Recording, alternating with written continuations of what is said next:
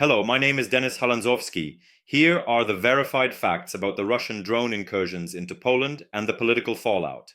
Poland reports that multiple Russian drones crossed its airspace during a large overnight assault on Ukraine.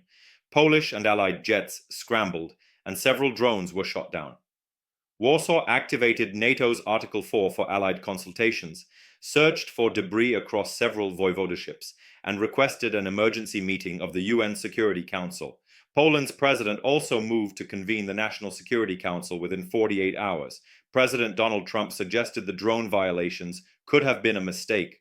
Poland's leaders responded that it was not a mistake. Prime Minister Donald Tusk and Foreign Minister Radosław Sikorski called the incursion deliberate and coordinated with Russia's wider attack on Ukraine. From a Euro-Atlantic perspective, this matters. Any tolerance for accidents invites further testing.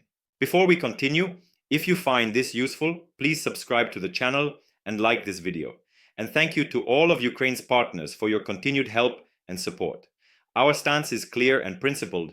We stand with Ukraine, with the European Union, and with the United States in defending Allied territory and deterring Russian aggression.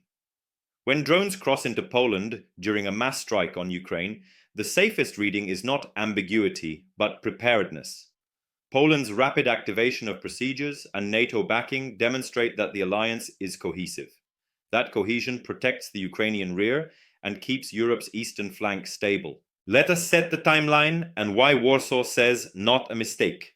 During a 7-hour Russian barrage on Ukraine, Poland's air defenses tracked numerous objects cutting into Polish airspace. Command posts raised readiness, fighter jets launched, and civil authorities warned the public to avoid unidentified debris while recovery teams moved in.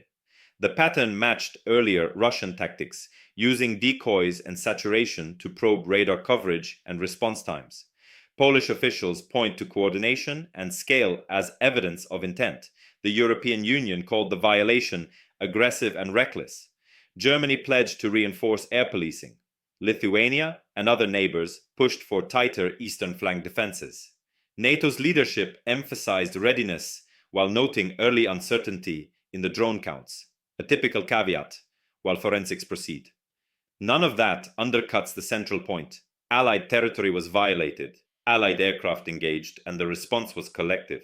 From a pro-Ukraine, pro-Europe, pro-America lens, this is exactly how deterrence should look. Rapid scrambling, open coordination, and political unity.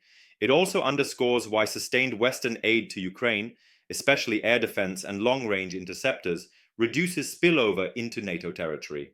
The fewer attack drones Russia can launch at Ukrainian cities, the lower the risk of cross-border incidents in Poland, Romania, or the Baltic states. What Trump said and why Poland pushed back and how allies should communicate now. Trump's line that the incursions could have been a mistake met immediate objections from Warsaw, which argued the scale and timing show a deliberate probe. Whether one agrees with his framing or not, the practical task is the same. Keep allies synchronized, raise costs for Russia, and defend the border. The United States, the EU, and NATO share interest here. In practice, that means a few things. First, tighten eastern flank air policing with mixed fleets, F-16s, F-35s, and integrated ground-based air defenses, and improve cross-border command links, so intercept windows are minutes, not hours. Second, accelerate deliveries to Ukraine that directly reduce the launch rate of Russian drones and missiles. Third, communicate clearly to civilians. Do not approach debris, report sightings, and follow air raid and aviation advisories near the border. This messaging is not about theatrics. It is about safety. Calm, factual updates from presidents, prime ministers, and defense ministries help defeat Russian information operations that try to paint NATO as divided or hesitant. Our position is unapologetically pro-Ukrainian, pro-European, and pro-American. Unity, firmness, and support win time and space for Ukraine to defend itself and for Europe to stay secure. What to watch next, and how this links back to Ukraine.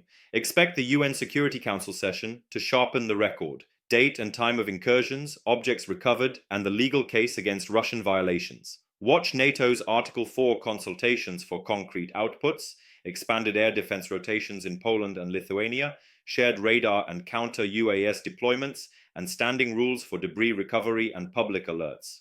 Follow Poland's National Security Council readout for internal coordination decisions with local authorities and infrastructure operators. For Ukraine, the takeaway is direct: more Western air defense, faster data sharing, and stable logistics through Poland. Every improvement on the eastern flank reduces Russia's room for dangerous tests. For the United States and the EU, credible steps now will prevent larger crises later. Deterrence is cheaper than escalation. Bottom line, Russian drones in Polish airspace are not a technical glitch. They are part of a wider campaign against Ukraine and the Euro-Atlantic community.